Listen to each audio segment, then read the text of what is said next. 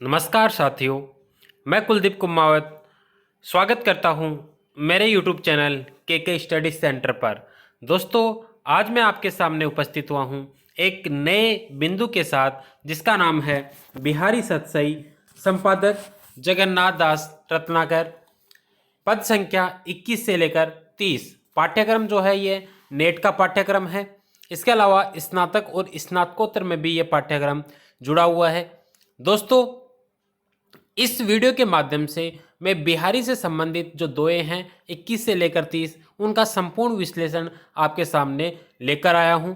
दोस्तों, अगर आप मेरे YouTube चैनल पर नए हैं तो सब्सक्राइब करें, लाइक करें, कमेंट करें और शेयर करें और बेल आइकन को प्रेस करें जिससे आगे आने वाला नोटिफिकेशन आपको सबसे पहले मिल सके। देखते हैं वीडियो। दोस्तों, वीडियो अंत तक देखिए जिससे आपको हर एक पद अच्छी तरीके से समझ में आएगा। देखते हैं। पद है 21 नंबर का। जम करी मुँह तर हरि पर्यो, इही धर हरि चितुलाव, विषय त्रिसा परिहरि, अंजो नर हरि के गुण गाव। बहुत ही सुंदर दोहा है। यहाँ पर दोस्तों यह जो दोहा है, बिहारी श्रृंगार रस के प्रसिद्ध कवि है रीतिकालीन, लेकिन बिहारी ने कुछ दोहे भक्ति और नीति से संबंधित भी लिखे हैं। उसी का यह उदाहरण है। यह दोस्तों भक्ति रस का उदाहरण है, भक्ति और नीति से संबंधित है। परीक्षा में इस तरह के प्रश्न नेट की परीक्षा में पूछे जाते हैं कि कौन सा दोहा भक्ति से संबंधित है या किस रस से संबंधित है। तो इसमें कवि बिहारी एक मनुष्य को संबोधित करते हुए कह रहे हैं कि वह सांसारिक विषय वासनाओं में लिप्त है और उससे मुक्ति के लिए बिहारी दास कह रहे हैं कि तुम्हें ईश्वर को स्मरण करना ही चाहिए। कैसे? कि जिस प्रकार जम करी मुँह तरहरी पर्यो, कि हे संसारी मनुष्य कि तू यमराज रूपी हाथी, जम मतलब यमराज, करी मतलब हाथी, कि तू यमराज रूपी हाथी के मुख के मुँह तरहरी मतलब तले या नीचे, पर्यो मतलब पड़ा हुआ है, कि तू यमराज रूपी हाथी के मुख के नीचे पड़ा हुआ है जहां से बच पाना नामुमकिन है। यही दरहरी चितलाव, इसलिए दरहरी धारण करो, चित्त मतलब हृदय में, किसको? ईश्वर को। इसलिए तुम्हें हृदय में ईश्वर को धारण करना चाहिए। विषय त्रिषा परहरि, अजो नरहरि के गुण गाओ। जिससे क्या होगा? तू इस निश्चय को अपने ध्यान में ला कि तुझे निश्चय करना है कि मेरे हृदय में ईश्वर का निवास हो, और जिससे विषय वासना को, तृष्णा को त्याग कर, कि विषय वासना की जो तृष्णा है, परिहर मतलब त्याग कर नरहरि के गुण गाओ, कि नरहरि मतलब जो ईश्वर है उसके तुम क्या करो? गान गाओ। तभी तुम्हें सांसारिक जो मोह माया है, वह विषय वासनाएं हैं, उनसे तो दूर हो सकता है। क्या कहा जा रहा है? कि जिस प्रकार हाथी के मुख के नीचे गिरे रहने पर उससे बचना मुश्किल हो जाता है, इसलिए अगर तू उससे बचना चाहता है तो अपने हृदय में ईश्वर को धारण कर, जिससे सांसारिक विषय वासनाएं जो है वह तुम्हारे हृदय से दूर होगी। और यह तभी संभव है जब तुम नरहरि के या ईश्वर के गुणों को बखान करोगी। बहुत ही सुंदर। विषय वासना से संबंधित है, भक्ति नीति से संबंधित ये दोहा। शांत रस है, शांत रस से संबंधित है। इसके साथ साथ ही अगला पद देखते हैं। 22 नंबर का पद है। पलनु पीक अंजन अधर, धरे महावरु भाल, आजू मिले सुभली करी, भले बने हो लाल। बहुत ही इसमें खंडिता स्वकीय नायिका से संबोधित यह दोहा है। इसमें नायिका नायक को अपराधी मानती है। इसलिए अपराधी मानती है कि नायक जो है वह पर स्त्री रमण के चिन्हों से युक्त नायिका द्वारा देख लिया गया है, इसलिए प्रत्यक्ष रूप से मान लिया है कि वह अपराधी है और उस अपराध को वह व्यंग्य के सहारे, क्रोध के माध्यम से व्यक्त करती है। कहने का आशय है कि नायक जो है वह पर स्त्री रमण करके आया है और नायिका ने उसे पहचान लिया है, और वह व्यंग्यात्मक या चुटिली बातों के माध्यम से इस बात को नायक के समक्ष प्रस्तुत करती है। नायिका कहती है कि हे प्रियतम, आपके पलकों में पीक और अधरों पर अंजन और मस्तक पर महावर लगा हुआ है, शोभायमान हो रहा है। महावर एक सुगंधित पदार्थ होता है जो मेहंदी कह सकते हैं, चंदन कह सकते हैं, जो पैरों में लगाया हुआ था। पर स्त्री ने, नायिका ने, आजू मिले शुभ भली करी, कि आज तुम मिले भली करी, कि आज बड़ा शुभ दिन है कि आपके दर्शन हुए और भले बने हो लाल। और अब तुम भले बने हुए हो, भले बनने का नाटक कर रहे हो और तुम बहुत ही सुंदर प्रतीत हो रहे हो। यह व्यंग्यार्थ रूप में कहा जा रहा है। किसके द्वारा? नायिका के द्वारा। नायक को कह रही है कि तुम पर स्त्री रमण करके आए, इसलिए पीक लगा हुआ है, पलकों में अंजन लगा हुआ है, आंखों में, होठों में इस तरह की महावर लगा हुआ है, मस्तिष्क पे। इस तरह की गतिविधि देखकर नायिका उसे व्यंग्यार्थ में यह कहती है कि आज आप रंगे हाथों पकड़े गए हैं, पर स्त्री रमण के सभी चिन्ह स्पष्ट रूप से दिखलाई दे रहे हैं। पलकों में पर स्त्री के मुंह की पीक लगी हुई है, अधरों पर अंजन लगा हुआ है और मस्तक पर महावर है। उस प्रक्रिया ने पहले तो कामावेश में आकर, अर्थात जो पर स्त्री थी, उस पर स्त्री ने पहले तो काम के आवेश में आकर तुम्हारे मुख का चुंबन किया। परिणाम स्वरूप उसके मुख की पान की जो पीक है वह तुम्हारे पलकों पर लग गई। और जब उसने वापस से प्रतिदान देना चाहा तो वह नायिका रूठ गई। और जब तुमने उसके अधरों का चुंबन लेना चाहा तो वह अपने को बचाने लगी।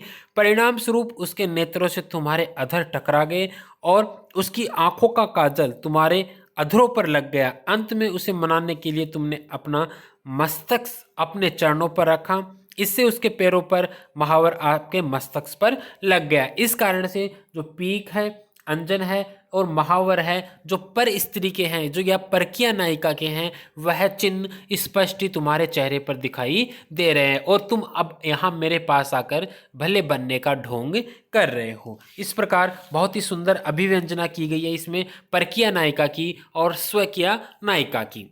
अगला पद देखते हैं। लाज गर्भ आलस उमंग, भरे नैन मुस्कात, राती रमी रति देती, कही ओरे प्रभात। इसमें कवि यह कहना चाहता है कि नायक के अनेक पत्नियां और प्रेमिकाएं हैं। नायक के प्रेमिकाएं और पत्नियां खूब सारी है, किंतु नायक ने रात्रि रमण का जो, या रात्रि बिताने का जो समय निश्चित किया है, वह प्रस्तुत नायिका को चुना है। और वह नायिका रात भर रति क्रीड़ा के पश्चात जब प्रातःकाल जब सखियों के बीच में पहुंचती है तो उसकी एक प्रिय और अंतरंग सखी उसकी इस छवि या इस मादक मुद्रा को देखकर सब कुछ समझ जाती है और वह सहेली नायिका से रात की बातें जानने का आग्रह भी करती है, लेकिन नायिका किसी तरह का कोई उत्तर नहीं दे पाती। लेकिन वह, और साथ ही साथ इसमें नायिका जो है वह मुग्धा नायिका का वर्णन किया जा रहा है। इसके साथ इसी कारण वह रति कथा कहने में लज्जा का अनुभव करती है। जो नायिका है वह रति रात्रि का जो क्रीड़ा का वर्णन करने में लज्जा का अनुभव करती है। नायिका को नायक ने सबसे अधिक गौरव प्रदान किया है, इसलिए वह गर्व से फूली हुई है। रात भर क्रीड़ा में निमग्न रहने से वह क्या है, अलसाई हुई है। देखो, लाज मतलब लज्जा का अनुभव इसलिए कर रही है क्योंकि वह रति क्रीड़ा की हुई है रात को। तो इस कारण से वह अपनी जो बातें हैं वह अपनी सखियों से कहने में लज्जा का अनुभव कर रही है। गर्व इसलिए है उसे क्योंकि वह नायक के साथ रात्रि विहार किया है, इसलिए उसे गर्व है और आलस से अलसाई हुई है।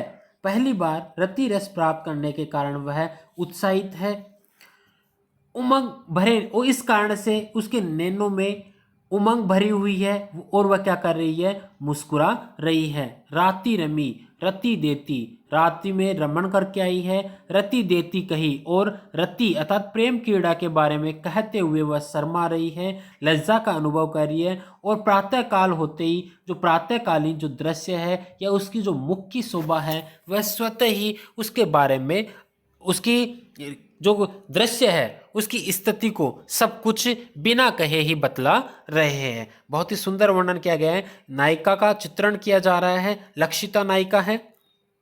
अगला दोहा देखते हैं।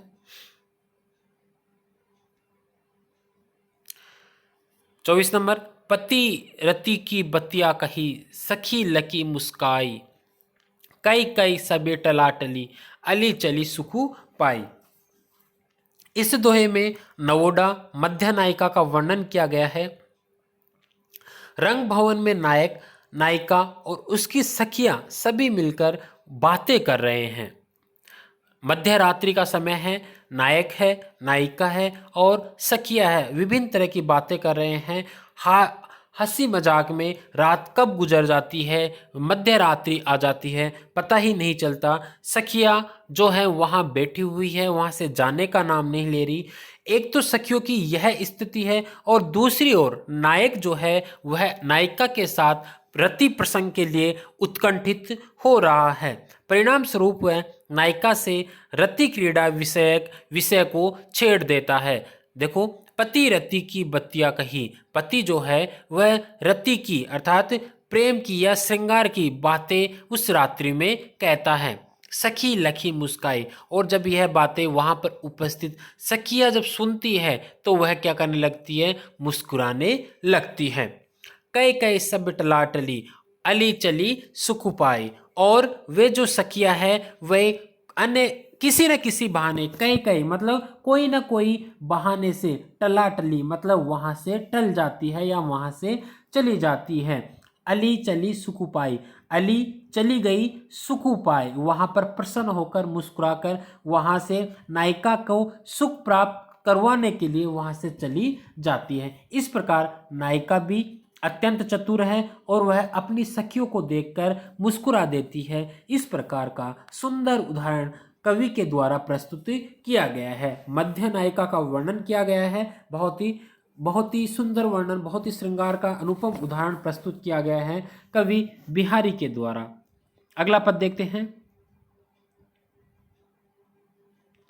तो परवारो उर्वशी, सुनी राधिके सुजान, तू मोहन कै उर्वशी, हवे उर्वशी समान। इसमें मानिनी नायिका का वर्णन किया गया है। मानिनी नायिका जो रूठी हुई है और नायक जो है दक्षिण का नायक है। मानिनी नायिका का आशय कि जो रूठ जाती है और दक्षिण नायक का आशय यह है कि जो रूठी हुई नायिका को मनाने में पारंगत है, उसका वर्णन इसके अंतर्गत किया जा रहा है। राधा, इसमें नायक कृष्ण है और नायिका राधा है। राधा ने कृष्ण को किसी अन्य स्त्री का रूप वर्णन करते हुए सुन लिया है, अतः वह उनसे रूठ गई है और इसी को लक्षित करते हुए श्री कृष्ण कह रहे हैं, नायक कह रहा है कि हे सुजान राधिके, राधिके सुजान की हे सुजान राधिके, तुम यह समझ लो कि तुम्हारे रूप सौंदर्य पर, तो पर या तुम्हारे सौंदर्य पर वारो न्योछावर कर सकता हूं मैं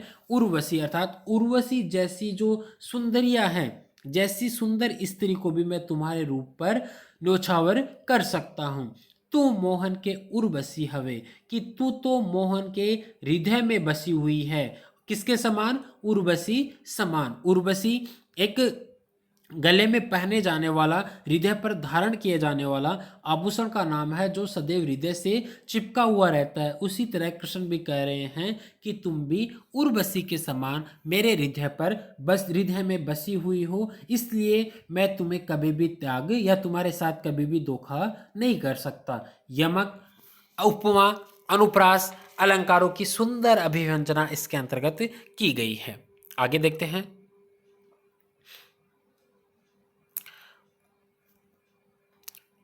कुछ गिरी चढ़ी अति थकित हवे, चली डीठी मुँह चाड़, फिरी न टरी परिये रही, गिरी चुबक की गाढ़। बहुत ही सुंदर मानवीकरण अलंकार का प्रयोग किया गया है, रूपक अलंकार का प्रयोग किया गया है।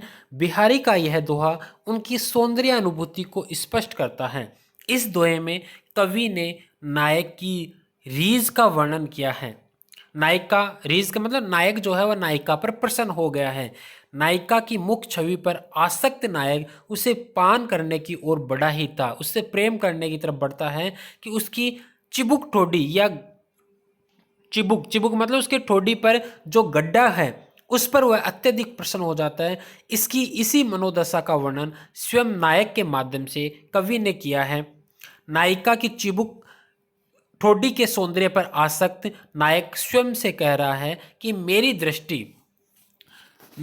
दृष्टि उसकी मुख छवि, सुनना दोस्तों, मेरी दृष्टि नायिका के कुछ मतलब स्तन, मेरी दृष्टि नायिका के स्तन पर्वतों पर चढ़कर अति थकित हुए थक कर चली डीठी मुंह है चाड़, और वह स्तन पर्वतों पर चढ़कर दृष्टि थक कर उसकी शोभा पर मुग्ध होकर, उसकी शोभा पर मुग्ध होकर उसकी मुख छवि को देखने के लिए मुख चाड़ मतलब मुख की दृष्टि या मुख का पान करना, मुख छवि को देखने के लिए जैसे ही मुख की ओर बढ़ी वैसे ही वहां अर्थात मुख सौंदर्य का पान करने के लिए पहुंचने से पूर्व ही चिबुक के गर्त में गिर गई और वहां से फिर न टरी, और मेरी दृष्टि वहां से फिर से ना हटी। कहने का आशय यह है कि नायक की जो दृष्टि है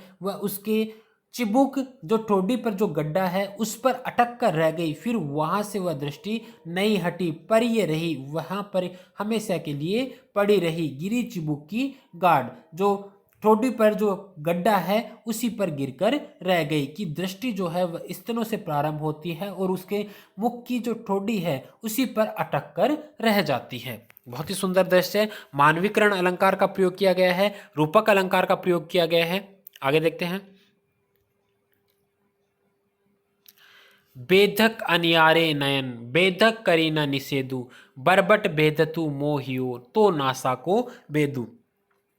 इस दोहे में बिहारी ने नायिका के सर्वांग सौंदर्य पर रिझे हुए नायक की स्थिति को तो चित्रित किया ही है, उस नायक के कथन को भी व्यक्त कर दिया है। नायक कह रहा है, हे प्रिय नायिका, तुम्हारे नुकीले नेत्र बेधक हैं, बेधक अनियारे नयन, अनि मतलब जो आगे की जो नोक होती है उसके लिए कहा जा रहा है कि जो तुम्हारे नेत्र है वह बेधक है, अर्थात तुम्हारे जो नेत्र है वह बेधक है, अर्थात भीतर तक घायल कर देते हैं। भेदत करी अर्थात यह स्वाभाविक कार्य है, यह प्राकृतिक नहीं, प्राकृतिक कार्य है, स्वाभाविक कार्य है, कृत्रिम कार्य है, न निषेधु, इसका कोई उपाय भी नहीं है, इसका कोई निषेध कुछ भी नहीं है, यह तो नेत्र घायल करते ही है।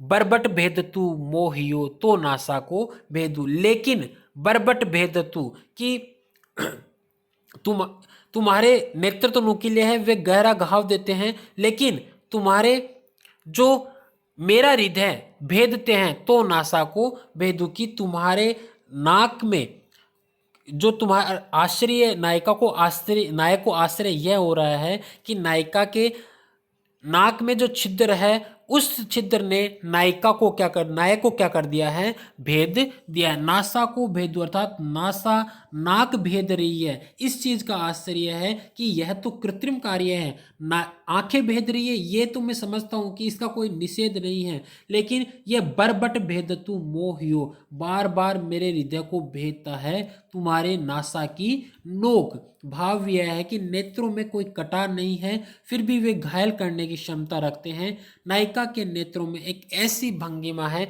जिससे नायक का हृदय बिध जाता है। विभावना अलंकार का प्रयोग किया गया है। अगला पद देखते हैं।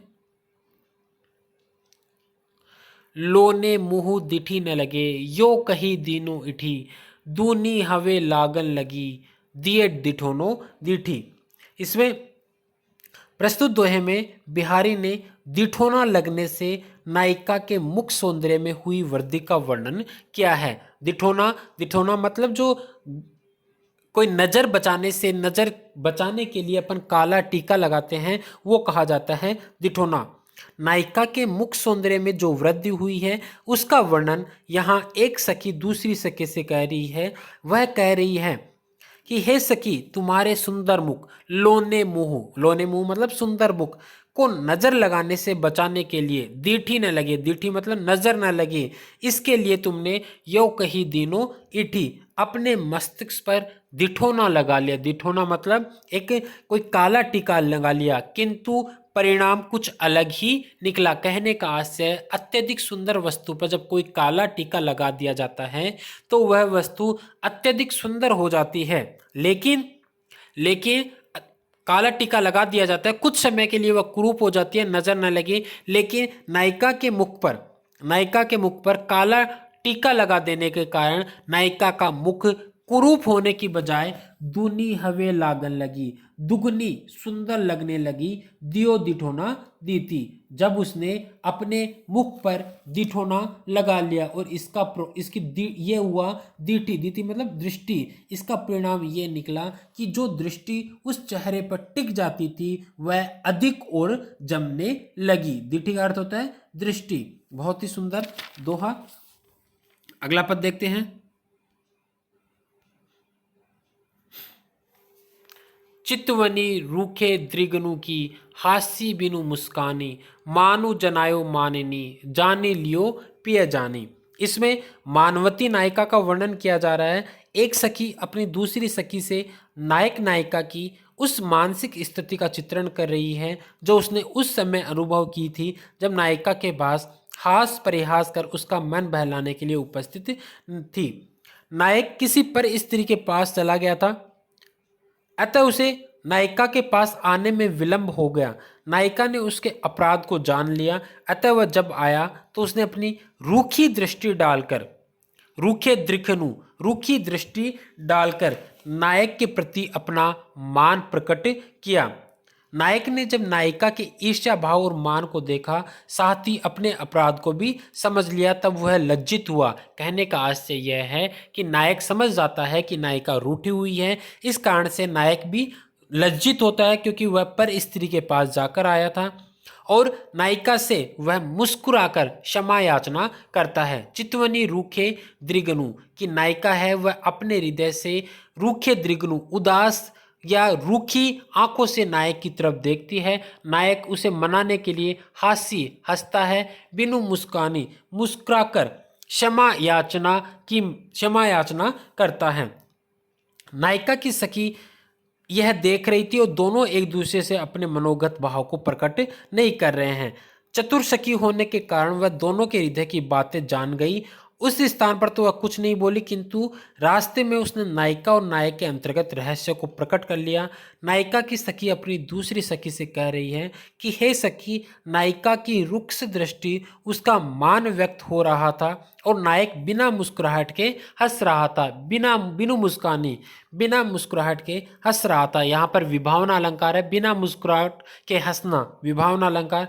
इससे यह स्पष्ट हो गया कि वह समझ रहा था कि नायिका ने उसके अपराध को जान लिया है। मानु जनायो माननी कि मानो जनायो जान लिया है, मानिनी कि वह नायिका क्या है, रूठी हुई है। जानी लियो पिय और जान लिया है यह प्रियतम ने भी जानी कि अर्थात नायक ने भी जान लिया है और नायक ने भी दोनों की स्थिति को जान पहचान लिया है।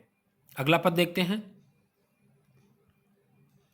सब ही त्यो समूहाई छिनु, चलती सबनु दे पीठी, वाही त्यो टहराती है, कवि लन नवी लो दीठी।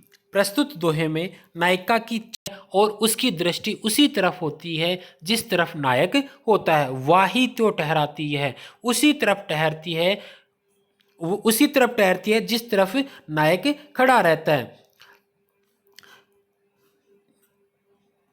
आगे देखते हैं कि नायिका के पूछने पर वह अपने मत को प्रस्तुत करती हुई कहती है। नायिका कह रही है कि हे सखी, सुन तो सही, मैंने देखा है कि इतने सामाजिकों के मध्य भी तेरी दृष्टि सभी पर से होती हुई उसी अभिष्ट और मन भावन प्रिय पर जाकर ठहर जाती है। तू अन्य सामाजिकों की ओर देखती है किंतु क्षण भर में ही अपनी दृष्टि हटा लेती है। समूहायित छिनु मतलब क्षण भर में दृष्टि हटा लेती है। कारण तेरा प्रिय उनमें से कोई एक ही है, मैंने उसे जान लिया, तभी तो तेरी दृष्टि देकर और सभी को पीठ देकर अपने मन भावन प्रिय पर जाकर ठीक उसी प्रकार टिक जाती है। वाही त्यो ठहराती है, उसी प्रकार टिक जाती है जिस प्रकार कवि लनवी मंत्र की कटोरी की, जिस प्रकार मंत्र पूरित कटोरी सभी के सामने से होती हुई असली चोर पर जाकर टिक जाती है। कि मंत्र पूरित कटोरी जो होती है, अगर खूब सारे चोर बैठे हुए हैं और उसमें से एक चोर की पहचान करनी है तो वह कटोरी वहां पर जाकर के टिक जाती है। उसी प्रकार तेरी दृष्टि हो रही, तेरी दृष्टि जाकर के नायक को पहचान लेती है और उस पर जाकर के टिक जाती है। आज के लिए इतना ही दोस्तों, धन्यवाद।